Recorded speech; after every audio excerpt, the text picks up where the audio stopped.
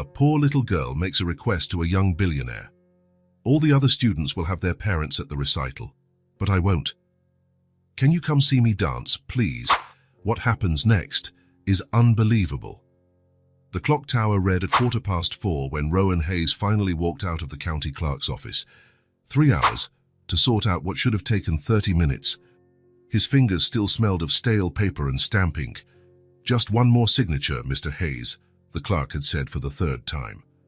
The documents for his parents' house, time-yellowed papers that no one but him cared to organize. Rowan adjusted his tie, loosening the knot that seemed to be choking him. The sky was grey, threatening rain, perfect for his mood. At 42, he had everything money could buy. A house too big for one man, a car he rarely used, a company that grew with each passing year, and no one waiting for him anywhere. His phone vibrated in his pocket. Probably Rebecca, his assistant, reminding him of the investor meeting the next day. He ignored it. He'd had enough obligations for one day. His footsteps echoed on the narrow sidewalk as he walked back to where he had parked. This old neighborhood, with its small shops and exposed brick buildings, felt like a world apart from the financial district where he spent his days. He turned the corner, thinking about the pile of emails he would have to answer that night. The city noise seemed distant here, replaced by a silence that was almost strange for someone used to the frantic pace of business. Rowan checked his watch. There was still time to stop by the office before, "Sir, wait." A child's voice cut through his thoughts. Rowan turned as confused. A little girl was running toward him, brown hair in 2 uneven braids. A light blue dress that seemed too big for her small frame. She held the hem with one hand so she wouldn't trip. He looked around, searching for an adult who might be with her. No one in sight. The girl stopped in front of him, breathing fast from the effort. 5, maybe 6 years old. Large, dark eyes that seemed to see right through the surface. "Aren't you okay?" Rowan asked, instinctively crouching down to her level. The girl bit her lower lip. Her small hands clutched the hem of her dress, wrinkling the fabric. She looked at the ground, then at him, as if gathering all the courage in the world. "My name is Maisie," she said finally, her voice as small as she was. Rowan nodded, unsure of what to say. He wasn't used to talking to children. "I go to school over there." She pointed to the brick building across the street. "We're practicing for a recital." Only then did Rowan notice the school, an old building, with large windows and an iron gate. A few children were still coming out, accompanied by waiting adults. "That must be very nice," he replied, feeling strangely out of place in the conversation. Maisie took a deep breath. Her eyes filled with a surprising determination for someone so small. "All the other students will have their parents at the recital, but I won't." She hesitated, her voice breaking for a moment. "My mum can't miss work." "Can you come see me dance, please?" The request hit Rowan like an unexpected blow. A wave of emotions he couldn't name rose in his chest, tightening his throat. Why him, a stranger, on the street? A man she had never seen before. Logic told him to politely decline, to explain that they didn't know each other, that there were rules and boundaries, that it didn't make sense. But there was something in her eyes, a loneliness he recognized immediately, a silent plea that went beyond the simple words. The heavy clouds finally delivered on their promise. Fat drops of rain began to fall, marking dark circles on the concrete sidewalk. "Maisie, come on now, it's starting to rain." A woman with her hair in a bun called from the school gate, waving urgently. The girl looked back, then at Rowan again. Expectation and fear mixed on her small face. He should say no. It was the sensible answer. "When is the recital?" he heard himself ask, surprising himself. Maisie's face lit up as if someone had switched on a light inside her. "Tomorrow at 3 o'clock, in the school auditorium," she replied, almost jumping with joy. "Promise you'll be there." The rain grew heavier, soaking the shoulders of his expensive suit, soaking Maisie's uneven braids. "I promise," Rowan said, not understanding why those words came so easily from his mouth. Maisie smiled, a smile that seemed too big for her small face, and ran back to the school, still holding the hem of her dress. Rowan stood in the rain, watching her go. Something had changed in those brief minutes. something he couldn't explain. On the way home, driving through the wet streets, he tried to understand why he had agreed, why a promise made to a strange child suddenly felt so important.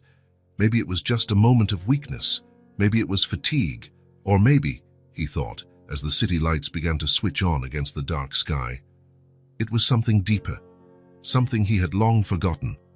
A part of him wanted to ignore what had happened, to pretend it never occurred, to go back to his orderly life of meetings and important decisions. But the image of Maisie's hopeful eyes remained, the simple, direct question, "Can you come see me dance, please?" In his spacious and impeccably decorated apartment, Rowan opened his digital calendar. Friday, 3 o'clock. He typed, "Recital School." He closed the laptop and stared out the window at the city stretching below, with its thousands of lights and stories. He felt strangely small, and at the same time, as if something important was just beginning. Tomorrow at 3 o'clock. A commitment that wasn't in his plans, a promise made in the rain to a little girl with uneven braids. Rowan's apartment took up the top floor of a sleek downtown building. Panoramic view, custom furniture, carefully selected works of art. A place featured in design magazines, but one that never truly felt like home. He dropped his keys on the entryway table and loosened his tie. The silence of the place greeted him as it always did, absolute and empty. "Lights," he said, and the entire apartment lit up automatically. At the bar in the living room, he poured himself a whiskey. The amber liquid swirled in the glass as he walked to the window. Outside, the city glistened in the rain. Thousands of lives happening simultaneously. Families having dinner, children doing homework, people sharing their day. He took a sip, feeling the warmth spread down his throat. "My mom can't miss work," Maisie's voice echoed in his mind. That simple sentence, spoken with an understanding no 5-year-old should possess. Rowan closed his eyes. The memory surfaced without warning. Himself at 6 repeating similar words to a concerned teacher, as if he understood, as if it were normal. Without finishing his drink, he went to his bedroom. In the back of the closet, behind rows of immaculate suits, was a dark wooden chest. The only thing he had brought from his childhood home when he sold it 3 years ago, after his mother's death. He hesitated for a moment. It had been a long time since he'd opened that box, perhaps because every object inside carried a weight he preferred not to feel. Finally, he knelt and lifted the lid. The smell of old paper and wood instantly transported him to another time. On top were the documents for the house where he grew up. Below, some school books, medals from academic competitions, his ticket to college, to the life he had built. Rowan carefully moved each layer aside until he found what he didn't even know he was looking for.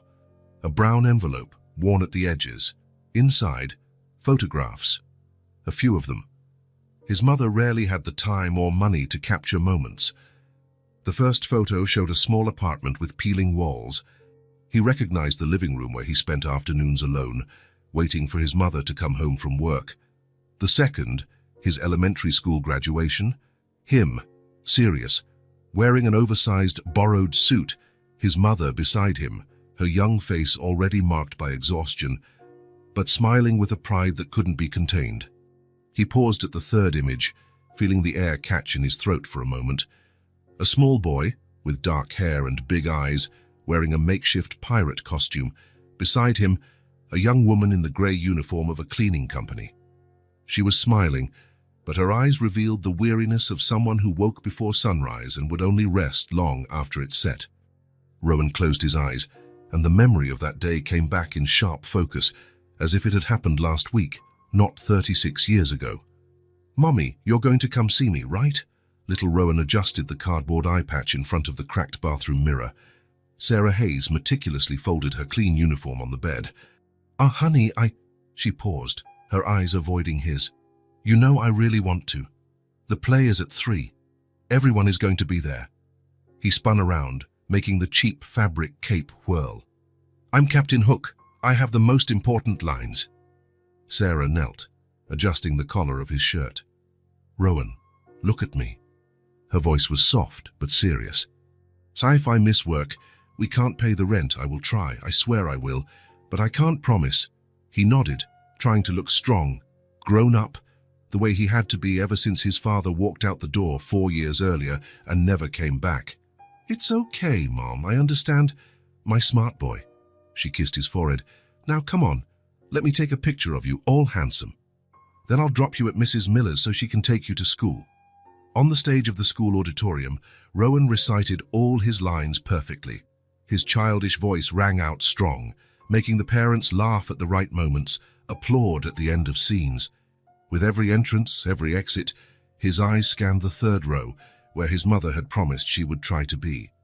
The chair remained empty throughout the entire performance. When the curtain fell and the children ran to their parents, he stayed on stage, still wearing the eye patch and cardboard hook, waiting. Mrs. Miller, the neighbor who had taken him, came to get him with a forced smile. "You were the best, Rowan, so proud. Come on, your mother is waiting at home."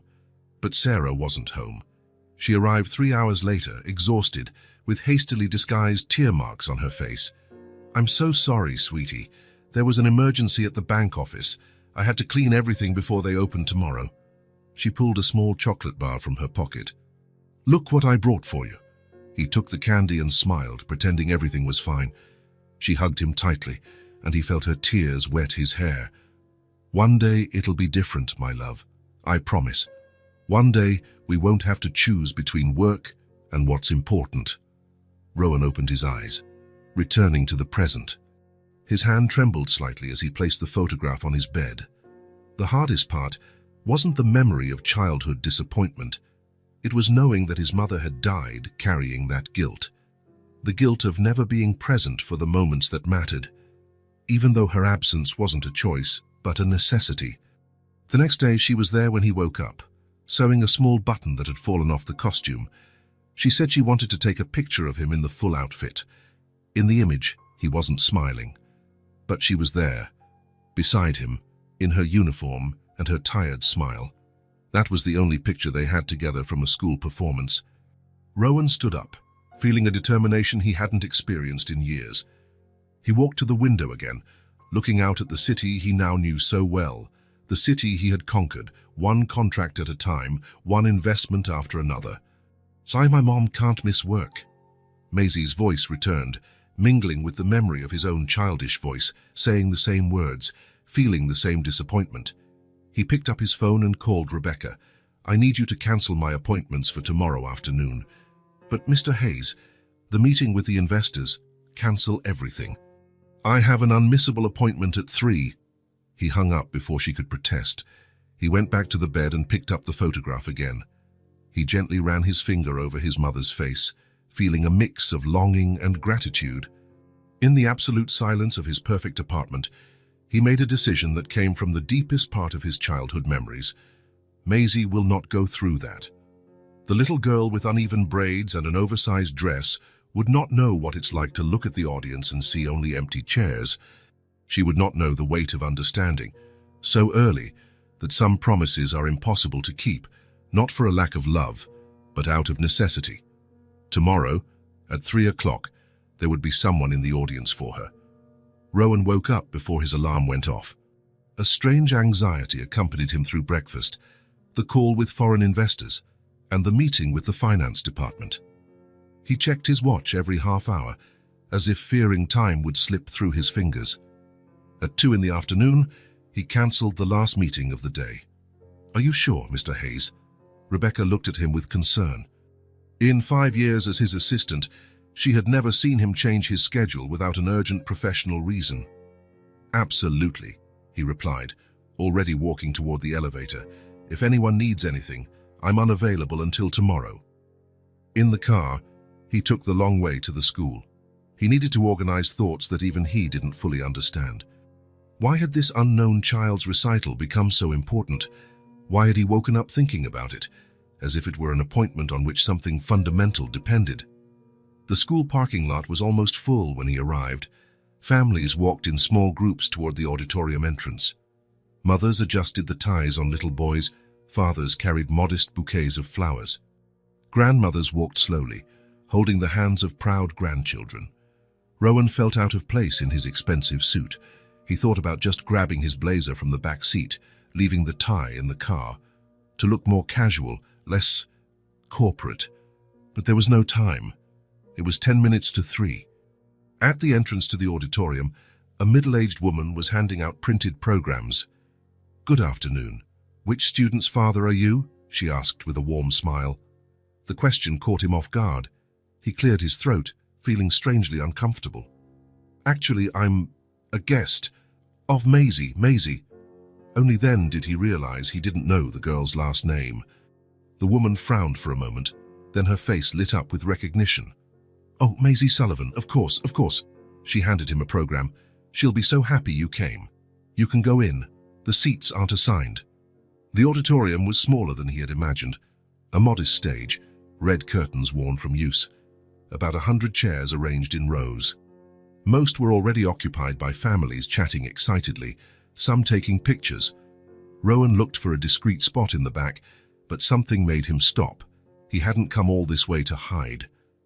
He walked down the center aisle and found an empty seat in the third row, from where he would be visible to the stage, to Maisie.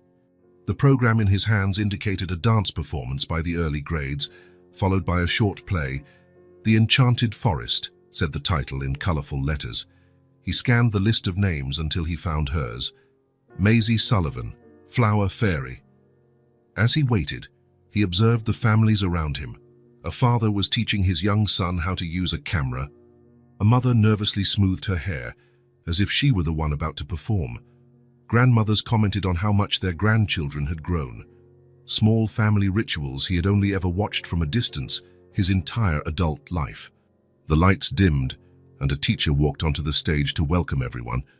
She talked about the months of work, asked for polite applause, and reminded everyone to silence their phones.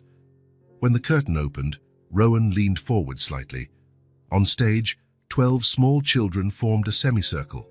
They all wore costumes suggesting elements of nature: leaves, flowers, clouds. In the left corner, almost hidden behind a taller girl, was Maisie. Her blue dress had been replaced with another, a light pink one, with small fabric flowers sewn onto the hem. Her braids were neater today, tied with ribbons that matched her dress, but her bare feet moved restlessly, and her eyes scanned the audience with anxiety. Rowan felt a pang in his chest. He knew that look, the look of someone searching for a person who promised to be there. The music began, a children's melody about spring and friendship. The children started to move according to the rehearsed choreography, some with confidence, others with shyness. Maisie seemed focused on each step, her eyebrows furrowed with the effort of remembering the sequence. It was during the second movement that she saw him. Her eyes met his in the audience, and for a second she almost lost her rhythm. Then, her entire face transformed. A smile broke out, so pure and genuine that it seemed to light up not just her face, but the entire auditorium. Rowan smiled back, feeling a wave of something. It wasn't exactly happiness. It was more complex, as if a long closed door had been suddenly thrown open, letting light into a dark room. From that moment on, Maisie's dancing came alive. She performed each move with a joy that was contagious to the children around her.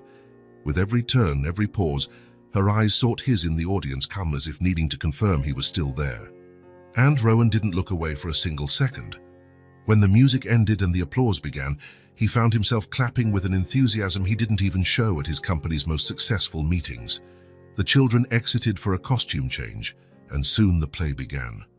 Maisie appeared again, now with a flower crown on her head and a wand with a star on the tip. Her character, the Flower Fairy, had only 2 lines, but she delivered them with surprising clarity for someone so small. Flowers need sun and rain to grow, but more than anything, they need love. As she raised her wand during her line, her eyes met Rowan's again.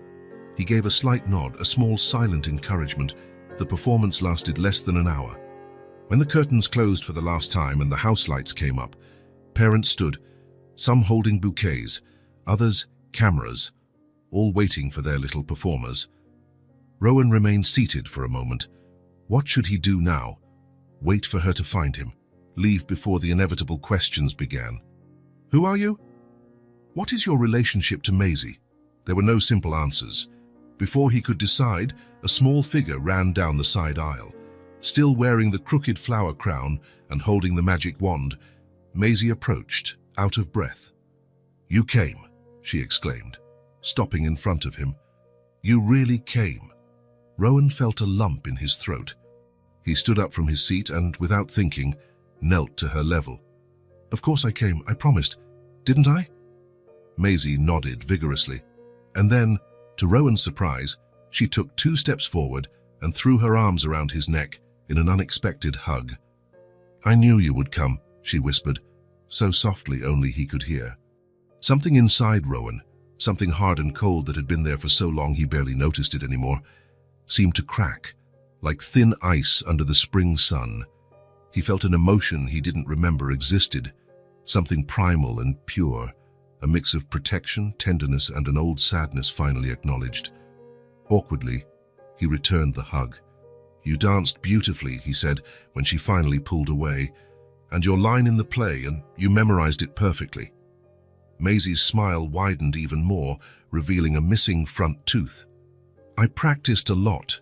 The teacher said I got better." "Maisie, where are you, sweetie?" a woman's voice called from the hallway. "That's Mrs. Wilson," Maisie explained. "I have to change. Will you wait? Please." "I'll be outside," Rowan replied, pointing to the exit, "on the bench in front of the school." She nodded seriously, as if they had just made an important agreement, and ran back down the side aisle. Rowan left the auditorium, walking past groups of families chatting animatedly. A strange feeling accompanied him, as if he were living someone else's life just for that afternoon.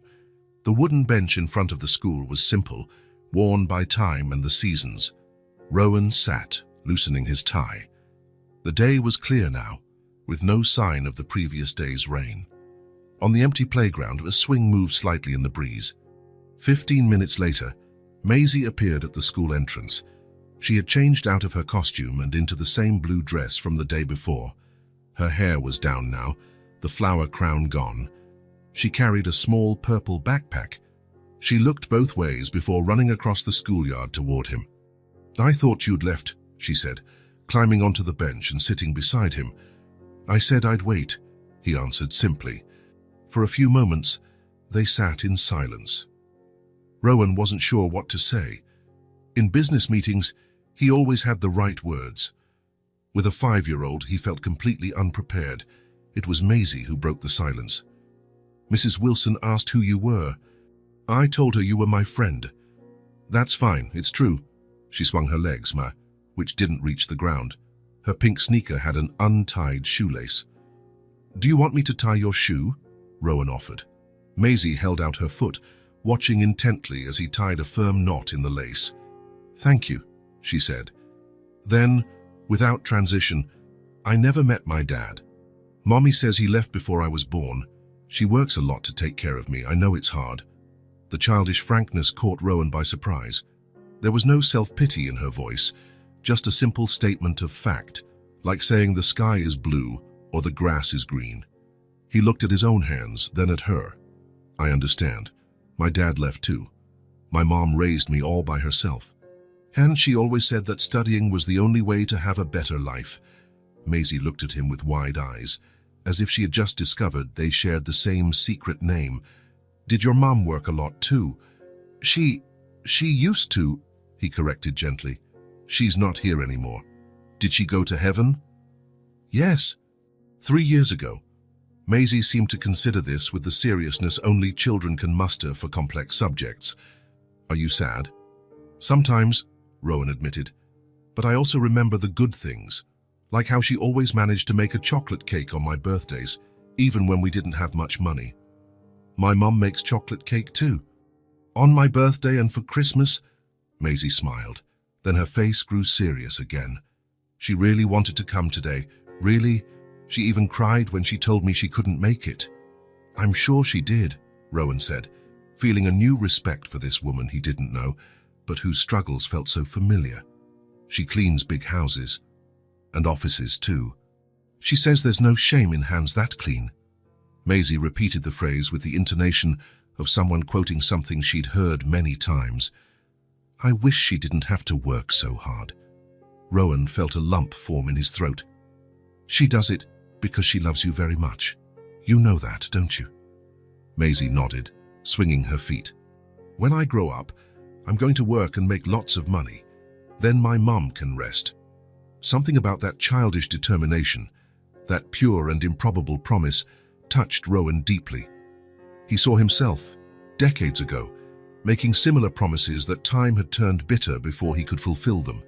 "That's a very good plan," he said softly, "but don't forget to be a kid too. To play, to have fun." Maisie swung her feet, taking in every word.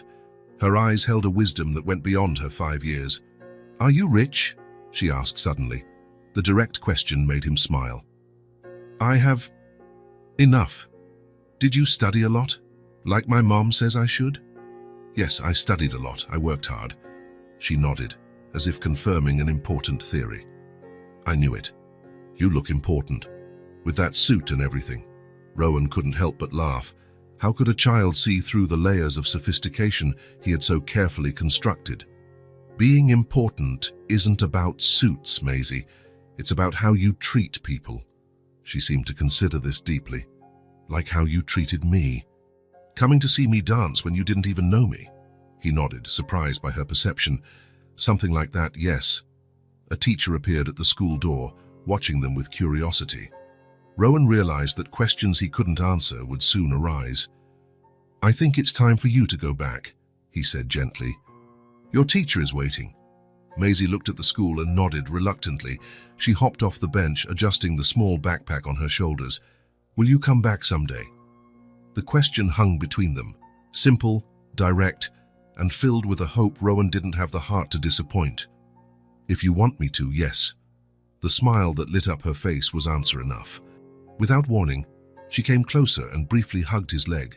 "Bye, Mr. Rowan." "Bye, Maisie."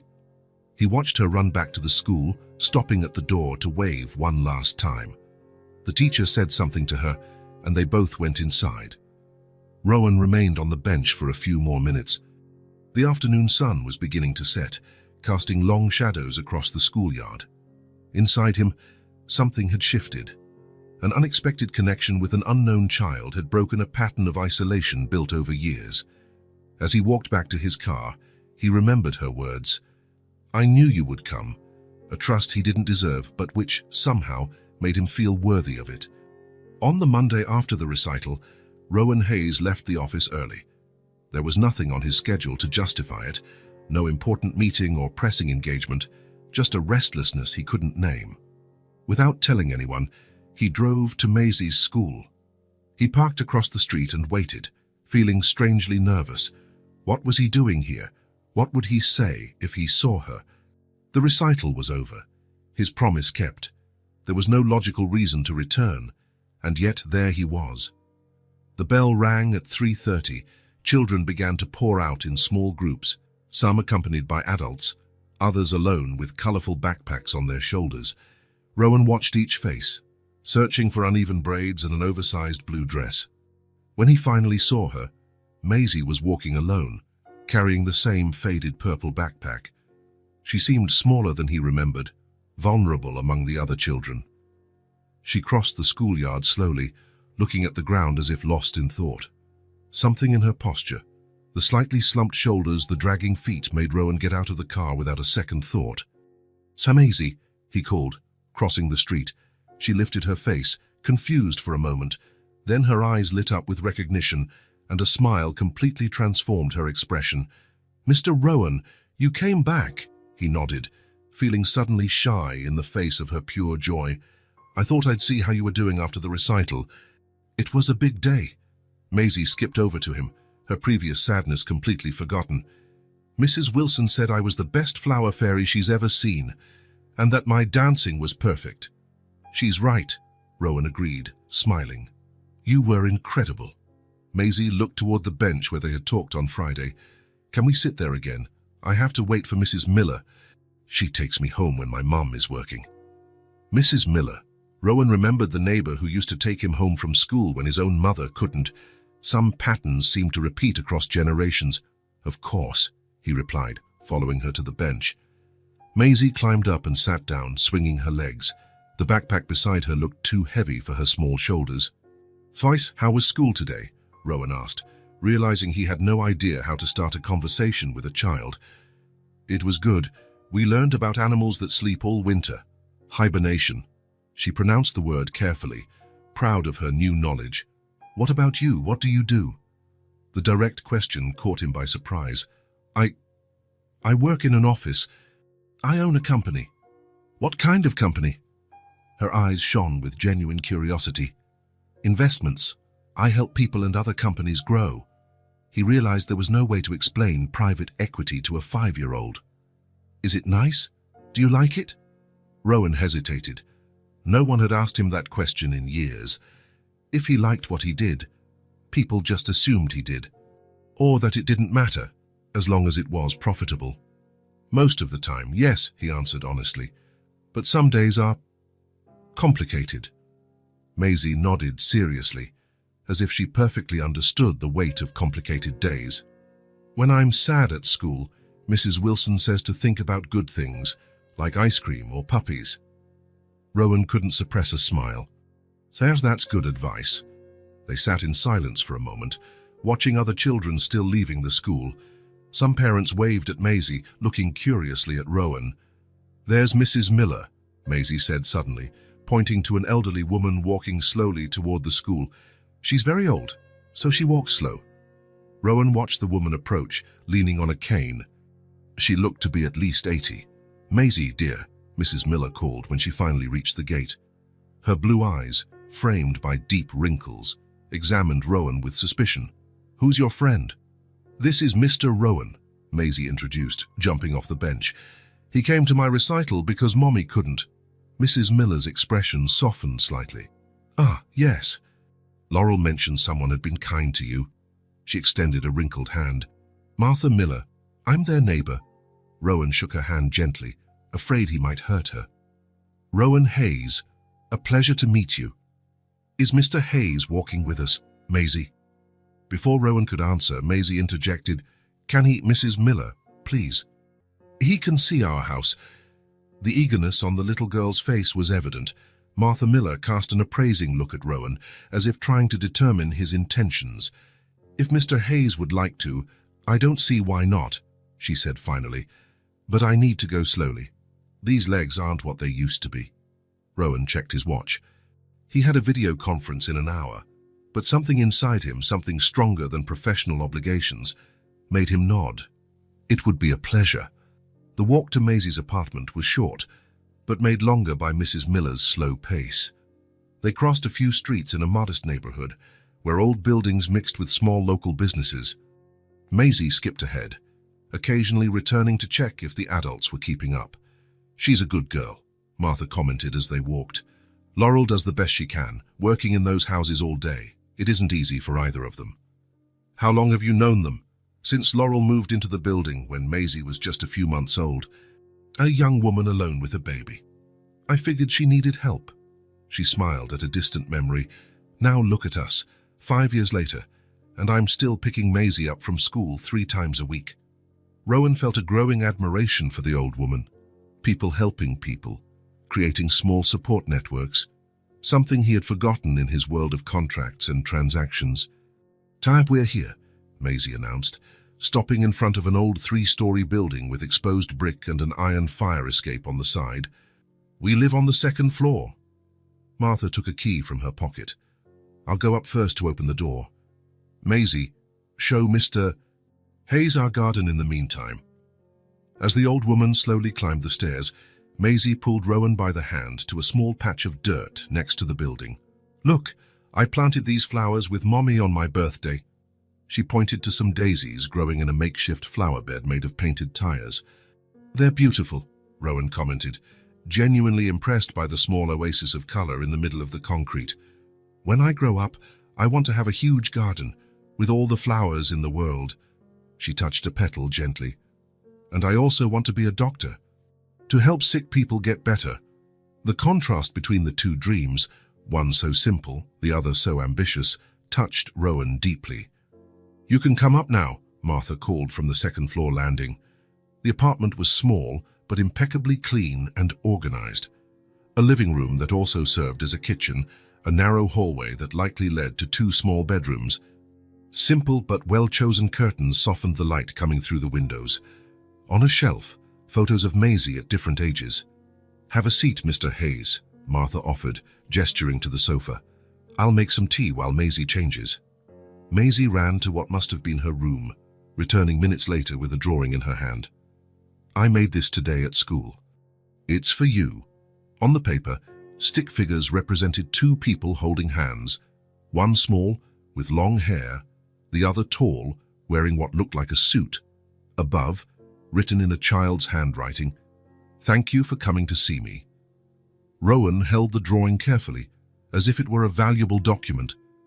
"It's beautiful, Maisie." "Thank you." Martha returned with 2 cups of tea and a glass of juice for Maisie. "Laurel should be home in an hour or so. She's working at houses in the Westview community today." Westview, the luxury gated community where 3 of his executives lived, where elegant parties were held on weekends, served by teams of invisible staff who ensured everything ran perfectly. "Mrs. Miller, can I show Mr. Rowan my room?" Maisie asked after drinking half her juice in one go. Martha hesitated, looking at Rowan. "If Mr. Hayes would like to see..." Rowan nodded, feeling it would be an offense to refuse. He followed Maisie down the narrow hallway to a small but cozy room. A bed with a floral bedspread, a shelf with a few children's books, and colorful drawings on the walls.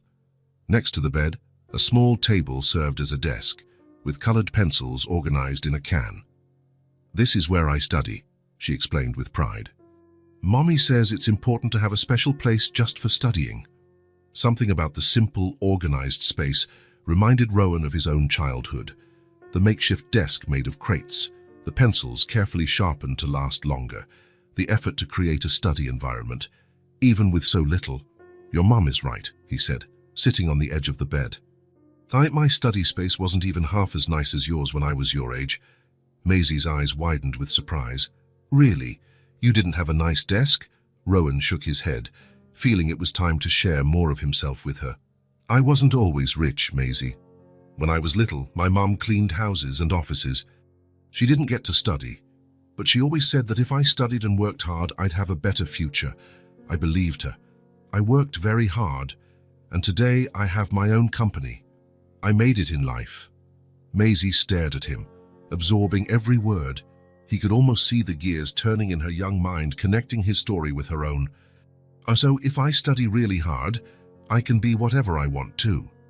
The question was simple but loaded with hope. Rowan knew reality was more complex, that effort didn't always guarantee success, that there were structural obstacles, prejudices, systemic inequalities. But looking into those trusting eyes, he couldn't offer anything less than certainty. "You can." "I'm sure of it." She took a deep breath, as if making an important decision. "I want to be a doctor. I want to help people get better." The dream, declared with such conviction by a 5-year-old, made Rowan smile, not with condescension, but with a pride he didn't know he could feel for someone he barely knew. "You're going to be an amazing doctor, Maisie." In the following days, an unexpected routine was established. Rowan rearranged his schedule to be free at 3:30 on 3 days a week. His driver would drop him off near the school, and he would wait for Maisie on the same bench.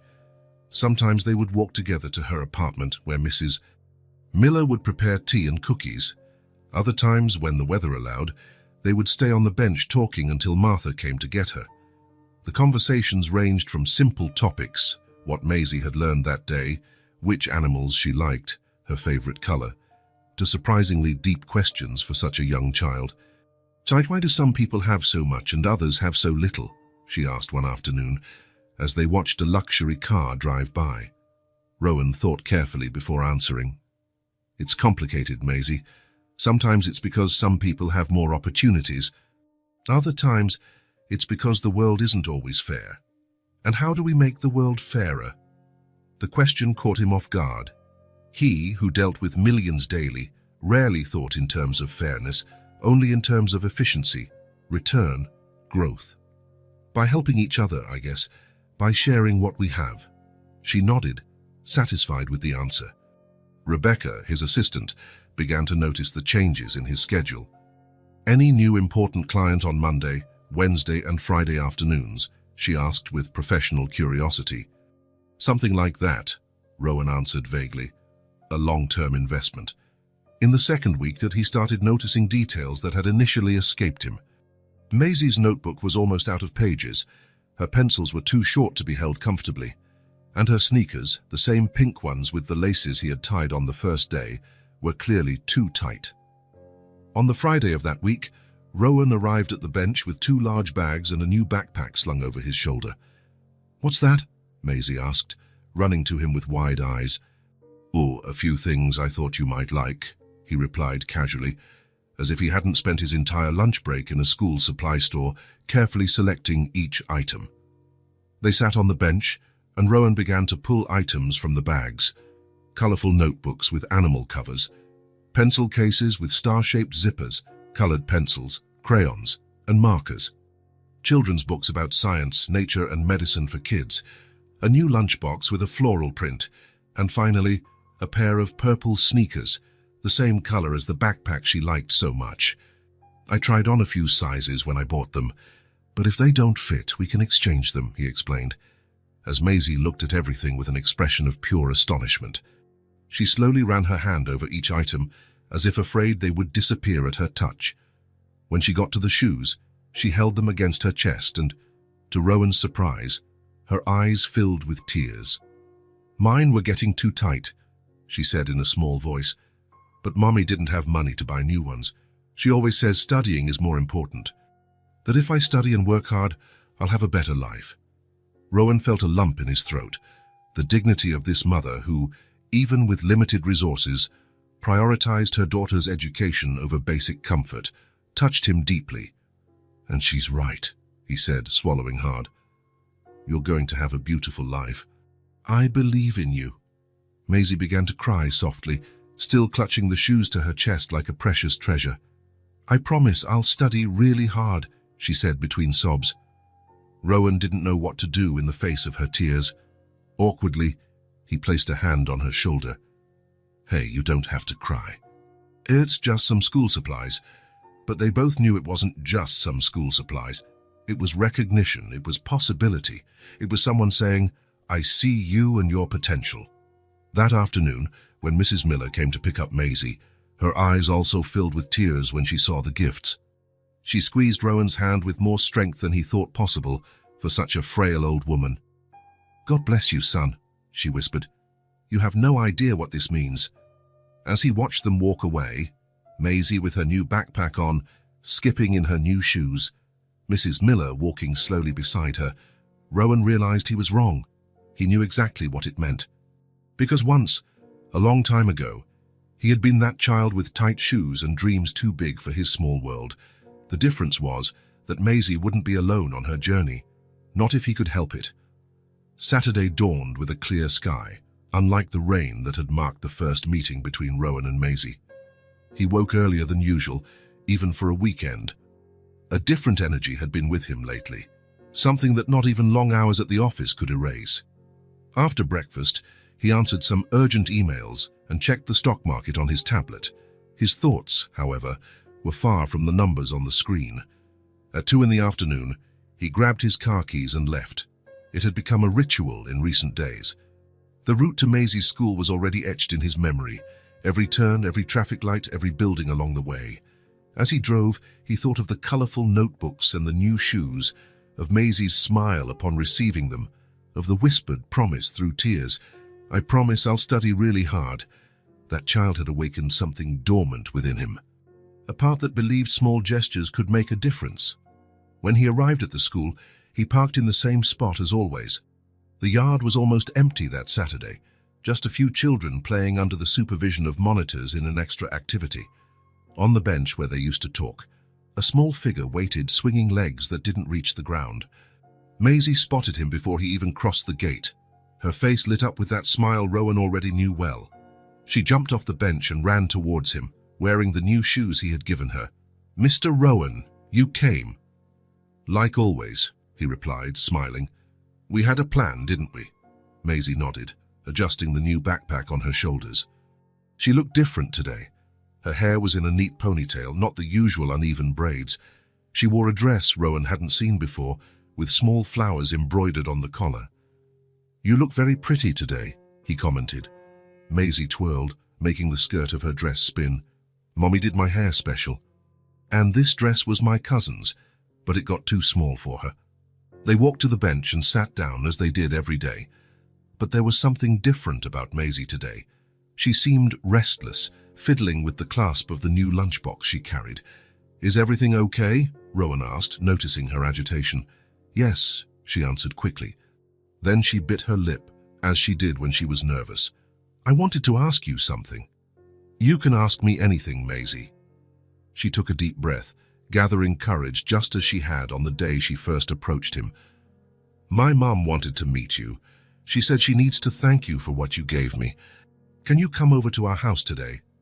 The question caught Rowan by surprise. In all these days, he had thought a lot about Maisie's mother, the woman raising such a special child on her own, who worked in luxury homes to secure her daughter's future.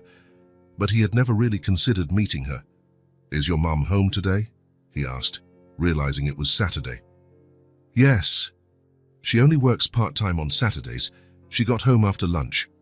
Maisie's eyes were full of expectation. Rowan knew there was no other possible answer. "Of course, I can. I would love to meet your mother." Maisie's face lit up with pure joy. She jumped off the bench, pulling him by the hand. "Let's go then, she made cake." Rowan laughed at her enthusiasm. He let himself be led out of the school gates, walking side by side with Maisie through the streets of the simple neighborhood. It was different walking this path without the slow presence of Mrs. Miller. Maisie skipped ahead, then came back, pointing to places that seemed ordinary but came to life in her stories. "That's Mr. Rossi's bakery. He gives me a little bread roll when Mommy buys bread on Sunday." She pointed to a small corner bakery with a faded red awning. "A few blocks later, this is where I saw an orange kitten once. I wanted to take it home, but Mommy said our building doesn't allow pets." With each new block, a new story. The small market where her mother bought fruit when it was on sale. The newsstand where the owner always saved used comic books for Maisie to flip through. The neighborhood, through her eyes, was not just a collection of old buildings and modest shops. It was a world full of good people, small kindnesses, and important memories. "At school, the teacher asked us to draw our favorite place," Maisie said as they waited to cross a street. "A lot of kids drew parks or beaches. I drew our street." "Why is this your favorite place?" Rowan asked, genuinely curious. "Because I know everyone, and everyone knows us." The simple answer carried a wisdom that many adults take a lifetime to understand: community, belonging. Things Rowan's money had never bought him in his luxury condos, where he barely knew his neighbors. When they turned the corner onto Maisie's street, she squeezed Rowan's hand tighter. "I'm happy you're going to meet my mom," she said in a low, almost confidential voice. "She works a lot, you know. But she always reads me stories before I go to sleep, even when she's tired." Rowan felt a lump in his throat. He remembered his own mother, doing the same after exhausting days of work. "She sounds like an amazing mom," he commented. "The best in the world," Maisie confirmed with absolute certainty. They stopped in front of the exposed brick building. 3 floors, an iron fire escape on the side, the small garden with daisies growing in painted tires.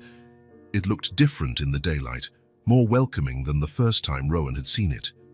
Maisie let go of his hand and ran to the entrance. "Come on! It's on the 2nd floor!" Rowan took a deep breath, feeling a strange mix of anxiety and anticipation. He was about to meet the woman who was single-handedly raising one of the most special children he had ever encountered. He was about to enter a world very different from his own, but one that, somehow, felt increasingly familiar. With a final glance at the small daisy garden, he followed Maisie inside the building. The building's staircase was narrow, with steps worn down by time.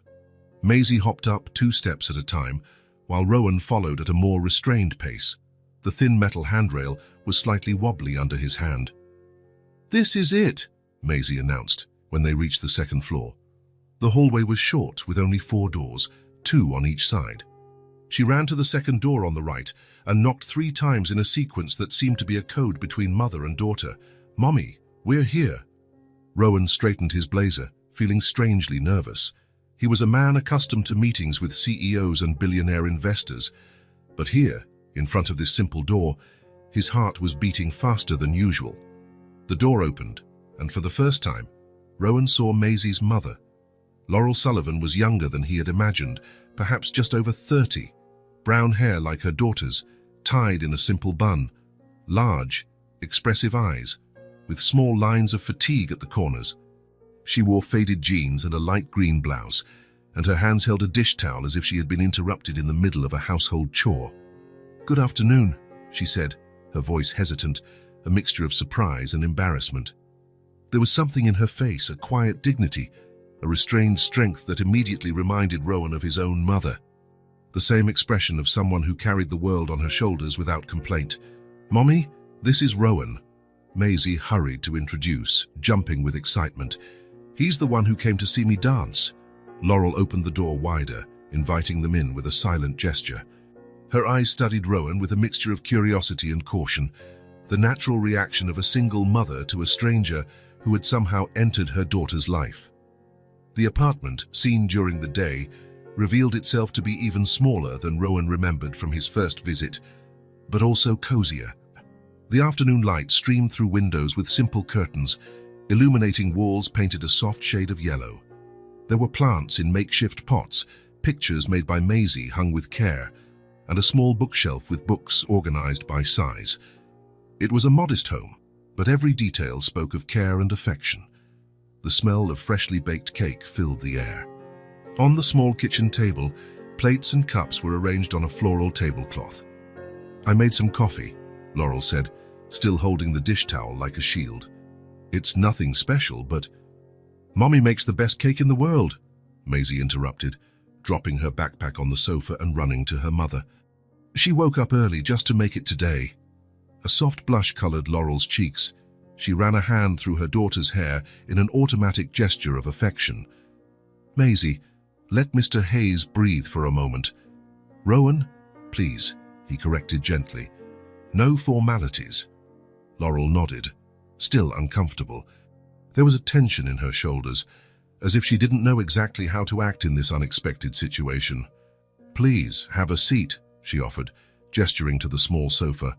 "I'll serve the coffee."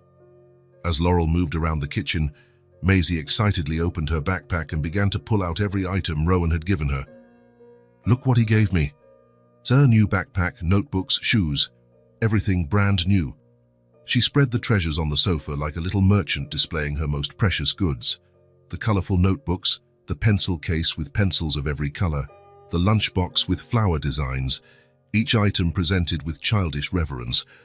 Laurel watched from the kitchen, her hands paused in the middle of cutting the cake. Her eyes, Rowan noticed, were moist. "Look, Mommy, there's even a book about doctors," Maisie continued, showing a children's book about professions, "because I told Mr. Rowan I want to be a doctor when I grow up." "It's a wonderful dream," Rowan commented, trying to ease the mood. "She told me with such conviction that I have no doubt she'll achieve it." Laurel returned with a tray, placing it on the coffee table. Her hands were trembling slightly. I don't know how to thank you," she said finally, her voice low. "I never thought anyone would do this for us." There was a vulnerability in her words that struck Rowan deeply. It wasn't just gratitude. It was genuine surprise at an unexpected act of kindness, as if life had taught Laurel not to expect anything from anyone. "There's no need to thank me," he replied calmly. "You two remind me of who I used to be, and of what truly matters." A silence settled between them, filled only by Maisie's excited voice as she continued to show off her treasures. "Maisie, honey," Laurel interrupted gently, "why don't you go put your new supplies on the shelf in your room while we talk for a bit?" The girl looked from one adult to the other, clearly reluctant to miss any part of the interaction. "But I want to stay here with you, just for a few minutes," Laurel promised. "Then you can come back and we can eat cake together." With a dramatic sigh that only children can produce, Maisie gathered her belongings and walked slowly down the hall, looking back several times as if fearing Rowan might disappear during her absence. When they were alone, Laurel poured coffee into simple but well-kept ceramic cups. "I'm sorry we don't have much to offer," she said, handing a cup to Rowan. "We're not used to having visitors." "It's perfect," he assured her, accepting the cup. "The cake smells wonderful." Laurel sat in the opposite armchair, her back straight, her hands resting in her lap. There was a natural elegance to her movements, a dignity that difficult circumstances had not managed to diminish. "Maisie won't stop talking about you," she began, her eyes studying Rowan's face, "about how you went to see her dance when I couldn't be there, about the conversations on the school bench, about how you also grew up with a mother who worked very hard." There was an unasked question in her words. "Who are you and why are you doing this?" "It happened unexpectedly," Rowan explained, feeling the need for clarity. "I was leaving the clerk's office when Maisie approached me. She asked me to go to the recital because you couldn't make it. Something about her, in her courage to ask a stranger for help. It touched me deeply." Laurel nodded slowly, absorbing the explanation. "She's always been like that, determined. Sometimes I feel like she was born with the soul of someone much older." A soft smile lit up her tired face. "When she was only 4, she said she was going to fix people when she grew up, because she saw a nurse taking care of a little old man in line at the clinic." Rowan smiled, picturing the scene. "She told me about her dream of being a doctor. It's an admirable goal." "It's an expensive dream," Laurel replied, the reality heavy in her voice. "But I do what I can not to crush that hope. She deserves to dream big." There was another moment of silence, more comfortable than the last. Rowan tasted the coffee, strong and simple, but well made. "Why do you keep seeing my daughter?" Laurel asked finally, the direct question surprising Rowan.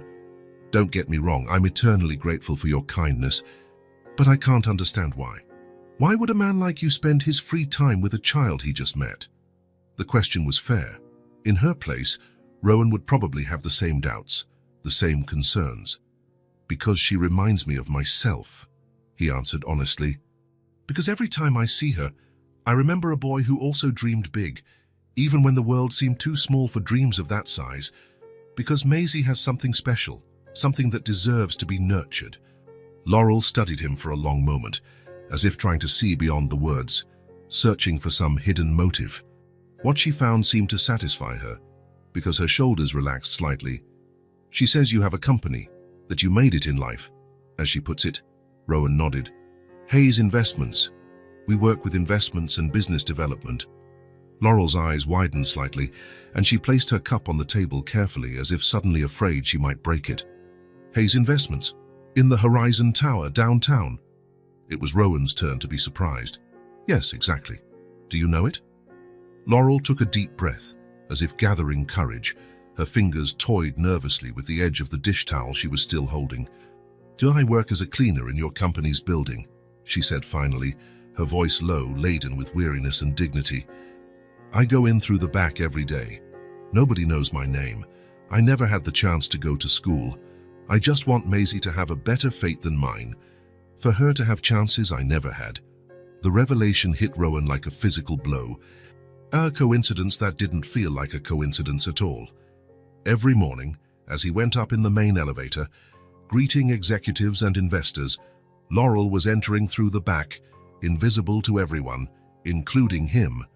Two such different lives, now connected by a 5-year-old girl and her uneven braids. Rowan felt his heart clench, remembering his own mother, also exhausted, also full of unfulfilled dreams. Sarah Hayes had died at 56, her body worn out by decades of physical labor, never having had the chance to enjoy the prosperity her son had finally achieved. "When did you start working there?" he asked, trying to process the information. "Almost 3 years ago. I work for the contracted cleaning company, Clean Pro."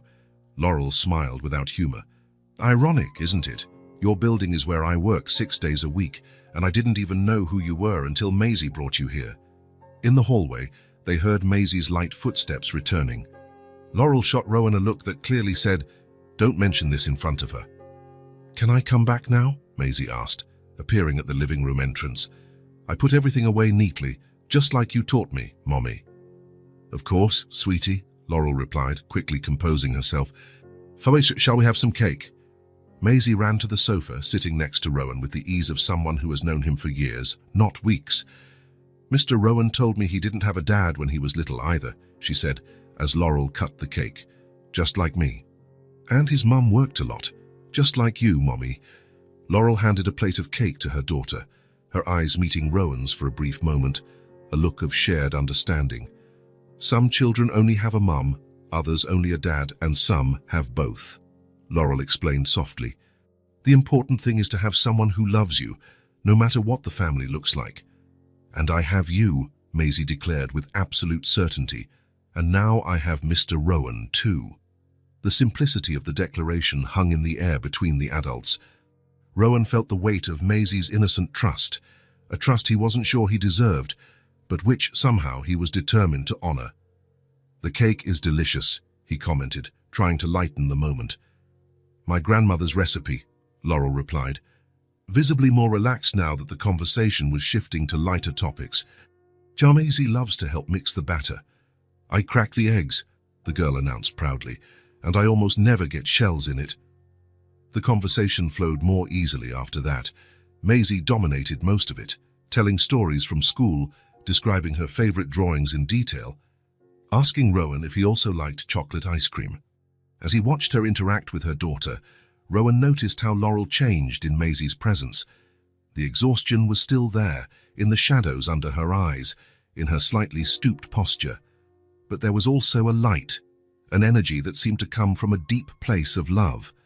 Every small interaction, the gentle hand fixing Maisie's hair, the patient smile at the endless stories, the genuine attention to her daughter's every word, showed a mother determined to give her best, even when the best possible was far less than she would have liked. At some point, while Maisie was showing Rowan a drawing hung on the wall, their eyes met again. There was a silent understanding between them now, a bridge built on shared experiences, even if lived in different times and circumstances. The afternoon wore on, and the sun began to set, casting a golden light through the simple curtains. On his expensive watch, Rowan noticed that nearly 2 hours had passed, time he would normally dedicate to reports or business calls. Strangely, it was 2 hours he hadn't felt pass. "I think it's getting late," he said finally, placing his empty cup on the table. "I don't want to overstay my welcome." "Don't go yet," Maisie protested immediately. "I haven't even shown you my collection of colored rocks." "Maisie," Laurel gently chided, "Mr. Rowan must have other plans." "Actually, I don't," he admitted, surprising himself, "but I don't want to be a bother." "You're not a bother," Laurel replied, and there was a sincerity in her voice that hadn't been there at the beginning of the visit. "Stay a little longer if you'd like. If Maisie would be happy." It wasn't just the mention of Maisie's happiness that made him accept the invitation to stay. It was also something in Laurel's gaze, a look that suggested that maybe, just maybe, his presence was welcomed by more than just Maisie. "In that case, I would love to see this rock collection," he said, settling back down. Maisie's smile lit up the whole room as she ran to fetch her treasure. Laurel watched her daughter disappear down the hall, then turned to Rowan with a serious but kind expression. "You've brought something special into her life," she said softly, "and something that I, with all my love, couldn't give her alone." The simple words, spoken with such sincerity, touched Rowan more deeply than any elaborate speech of thanks. And in that moment, sitting on a worn-out sofa in a modest apartment, with the setting sun illuminating the carefully painted walls, he knew he had found something his money could never buy, a place where he truly mattered. The afternoon wore on as Maisie showed Rowan every detail of her small world. After the colored rock collection came the sticker album she kept carefully in a shoebox, followed by drawings from when she was a baby, as she referred to the period just 2 years ago. Laurel watched the interaction with a mix of emotions she couldn't quite name. There was gratitude, certainly, also a twinge of concern, the natural instinct of a mother protecting her young. But there was something more, something like hope, a feeling she rarely allowed herself to feel. "It's getting late," she finally said, noticing that the sky outside the window was already darkening. "Maisie, it's almost bath time." "5 more minutes, please," the girl begged, in the middle of an elaborate explanation of how she had found a perfectly round rock in the park. "I think your mum is right," Rowan agreed, gently placing the rock back in its box. "I've taken up too much of your time today." Maisie pouted with disappointment but didn't protest. Carefully, she put away her collection of treasures and stood up. "Will you come back another day?" she asked, looking at Rowan with those big, hopeful eyes he could no longer refuse. "If your mother allows it, yes." They both looked at Laurel, who nodded with a small smile. "Of course you can come back. Maisie would love that." "Yay." The girl gave a little jump of joy. "Can I go take my bath now, Mommy? The faster I go to sleep, the faster the day Mr. Rowan comes back will arrive." Laurel laughed softly, a sound Rowan realized was rare and precious. "Go on then. I've already put your towel in the bathroom. Brush your teeth well, I'm watching." Maisie ran to give Rowan a quick hug, then disappeared down the hall. Seconds later, they heard the sound of water starting to fill the tub. A comfortable silence settled between the adults. Laurel began to collect the used cups and plates, moving with the efficiency of someone accustomed to making every minute count. "Let me help," Rowan offered, standing up to grab the last items from the table. In the small kitchen, side by side, they worked in silence for a few moments. Laurel washed, Rowan dried, a domestic choreography he hadn't practiced in years, since the days of sharing a tiny apartment with college roommates, nor before success arrived. "She really likes you," Laurel commented finally, handing him a wet plate. "I've never seen her open up like this with a stranger."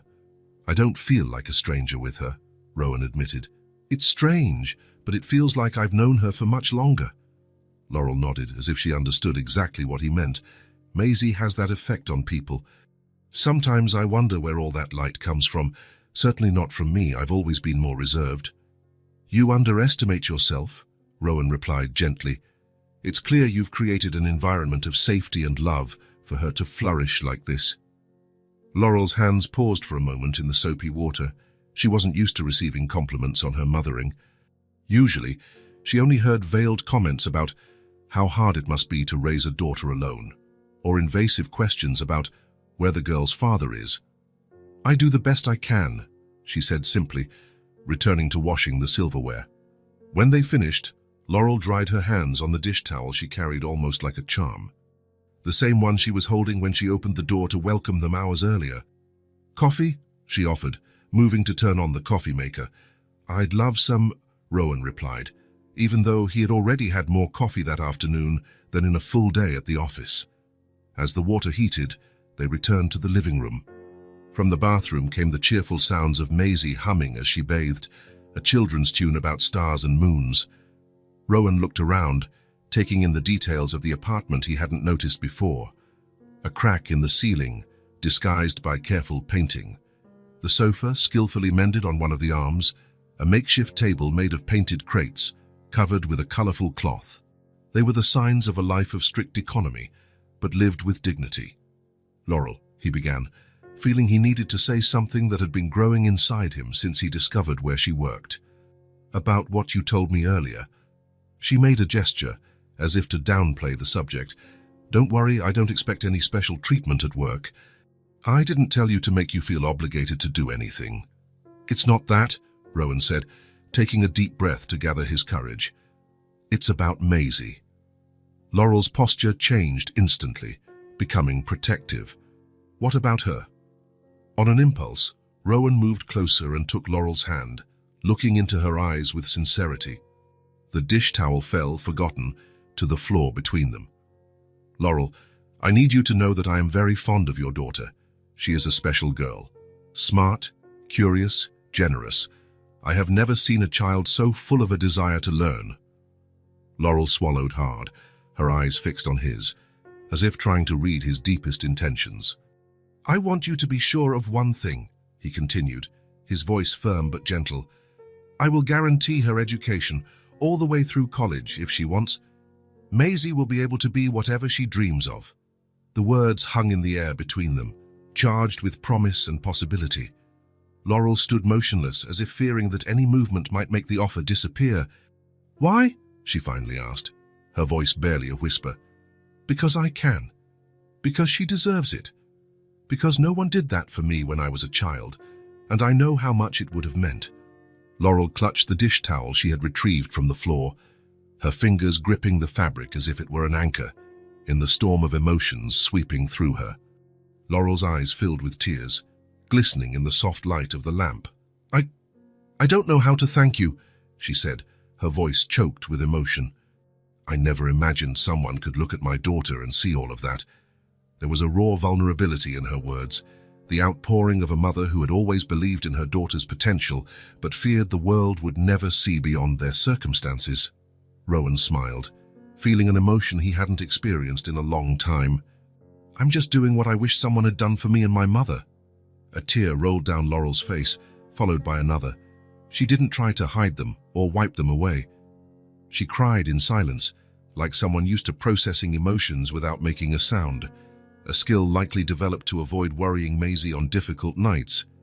From the bathroom, Maisie's voice called out, "Mommy, I'm done with my bath." Laurel took a deep breath, trying to compose herself. "I'm coming, sweetie," she replied, her voice surprisingly steady. Then, turning to Rowan, "I need to help her dry off and get into her pajamas." He nodded, understanding that she needed this moment to process what had happened. "I'll be going then. It's getting late." Laurel walked him to the door, still in silence. As he was about to leave, she lightly touched his arm. "Rowan," she said, using his first name for the first time. "Thank you, not just for what you're offering, but for seeing Maisie, for really seeing who she is." The simplicity and sincerity of those words hit him with force. It wasn't just gratitude for financial support, it was the acknowledgement of something deeper, more significant. "Tell her I'll be back soon," he promised. Laurel nodded, a small smile appearing through her tears. "She'll hold you to that promise." "It's a promise I intend to keep," Rowan replied firmly. As he walked down the building stairs, he felt a lightness he hadn't experienced in years. Outside, night had completely fallen over the city, but inside him, something shone like the sunrise. A promise made not only to Maisie and Laurel, but also to the memory of his mother and the boy he once was. A promise of possibilities. The morning after his visit to Laurel and Maisie's home, Rowan arrived at the office early. As the elevator ascended to the 25th floor, his thoughts remained on the previous night's revelation. Laurel worked in the same building as him, cleaning the hallways he walked daily, invisible to executives like himself. The idea bothered him deeply, not just because of the surprising coincidence, but because of what it symbolized, worlds so physically close, yet separated by invisible and almost insurmountable barriers. "Rebecca," he called as soon as his assistant arrived, "I need you to locate the supervisor of the contracted cleaning crew. Today, if possible." At 10 in the morning, a woman with graying hair and a rigid posture entered his office. "Martha Collins, supervisor for Clean Pro," she introduced herself, visibly nervous to be in the president's office. "How can I help you, Mr. Hayes?" "Please, have a seat," Rowan invited. "I wanted to talk about one of your employees." "Laurel Sullivan." The woman's expression immediately shifted to one of concern. "Has there been a problem with her service? Laurel is one of our best employees, I can assure you." "There's no problem at all," Rowan reassured her. "In fact, it's the opposite. Could you tell me about her professional history?" Martha visibly relaxed. "Laurel has been with us for almost 3 years. She starts at 5 in the morning on the north wing and then moves to this floor in the afternoon. Never late, never absent. The kind of employee every supervisor wishes they had more of." Rowan nodded, absorbing the information. While he arrived in his imported car for another day of work, Laurel had already been in the same building for hours, working in silence. "Could you ask her to come to my office tomorrow at 9? And I'd also like a copy of her resume, if possible." The next day, promptly at 9, Laurel entered his office. She wore the grey uniform of the cleaning company, her hair tied in a firm bun. In her eyes, a mix of curiosity and apprehension. "You sent for me, Mr. Hayes." The formality in her voice contrasted with the hours they had shared in her home just 2 days before, talking about dreams and memories. "Please, Laurel." "In here. It's just Rowan," he said, indicating the chair in front of him. "Have a seat." She obeyed, but remained tense, her hands nervously clutching the cleaning cloth she carried as if it were a talisman. "I was looking at your resume," he began. "Before Maisie was born, you worked for 2 years in customer service at the Callaway's department store. And you even completed a year of business administration at the community college." Laurel nodded, surprised he knew these details. "Yes, unfortunately, I had to drop out when I found out I was pregnant. I needed to work full-time." Rowan took a deep breath, mentally organizing what he wanted to say. "I have a proposal for you," he said finally. "I want you to come work for the company's permanent staff, business hours, a decent salary, an opportunity to grow." The surprise on Laurel's face was evident. Her lips parted, but no sound came out. "To start, at the 10th floor reception," Rowan continued. "Your previous customer service experience would be valuable. And over time, depending on your performance and interest, you could grow within the company." Laurel remained silent for a long moment, as if trying to determine if this was real or some kind of cruel test. "Why?" she asked finally, her voice little more than a whisper.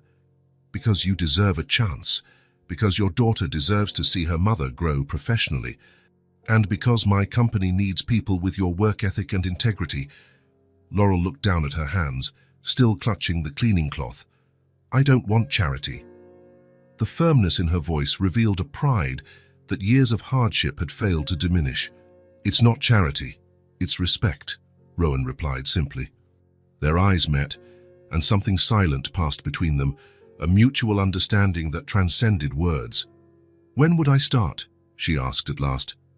"Monday, if that's possible." Laurel took a deep breath, a complex mix of emotions crossing her face, shame and gratitude, fear and hope. "Thank you," she said simply. "I won't let you down." "Of that," Rowan replied with a smile, "I never had a doubt." The transformation in the following months was extraordinary on multiple levels.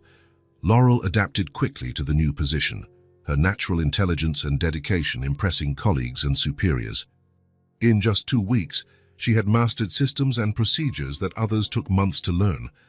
In her 3rd month, she was promoted to administrative assistant in the Human Resources Department, with a salary that allowed her and Maisie to move to a larger apartment, still in the same neighborhood, but with a separate room for Maisie and a small balcony where they planted flowers on weekends. For Maisie, the change was equally significant. With her mother's new schedule, she no longer had to wait for Mrs. Miller after school. And with the better salary, she now attended science classes on Saturdays, fueling her dream of becoming a doctor, and wore uniforms and shoes that weren't second-hand. But perhaps the most profound transformation occurred in Rowan. The man who once lived only for business and financial results now organized his schedule around something completely different: his weekend visits to Laurel and Maisie's home. It began with casual invitations for Sunday lunches, evolved into trips to the park, visits to the Science Museum, and finally became an unbreakable tradition. Every Sunday, promptly at 2 in the afternoon, his car would park in front of their building, and always, without fail, Maisie would be sitting on the front step waiting for him, swinging her legs impatiently.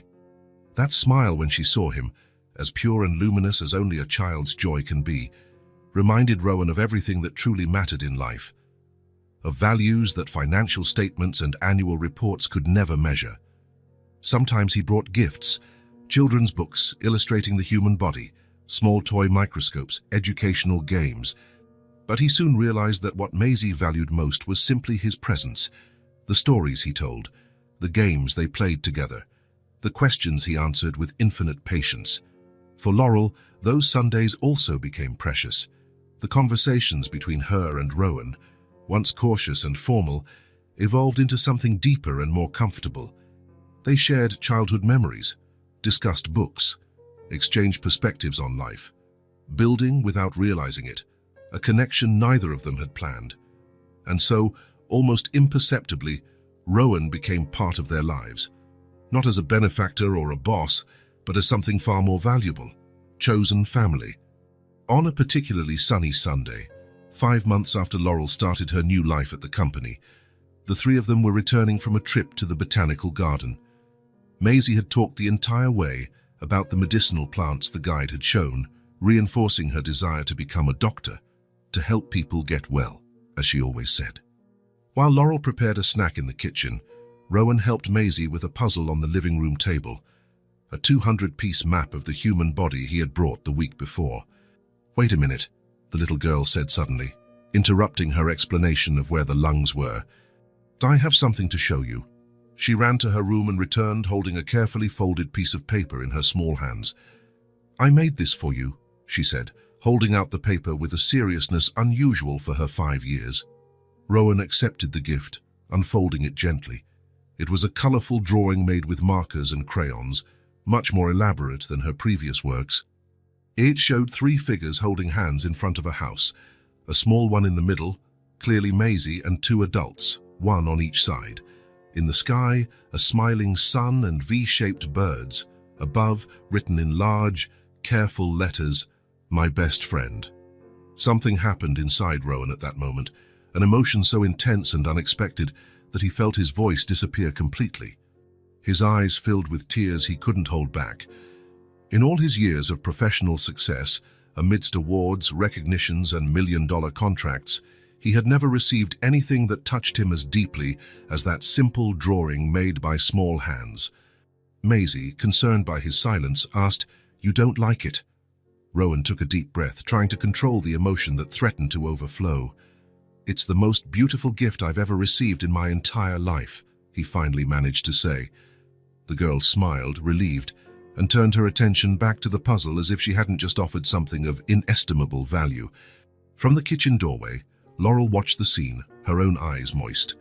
She knew that drawing well, Maisie had worked on it for days, erasing and redoing details, determined to make it perfect for her best friend.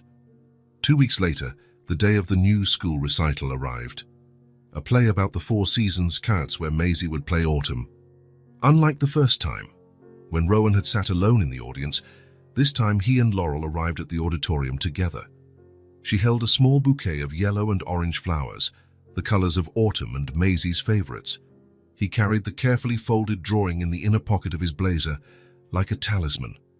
They found seats in the 2nd row. The auditorium was full, with families chatting excitedly as they waited for the show to begin.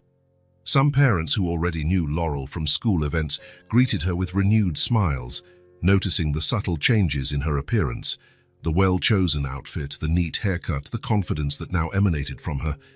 "Nervous?" Rowan asked, noticing how she constantly adjusted the bouquet. "A little," Laurel admitted. "She's rehearsed so much. She wants so badly to do well today."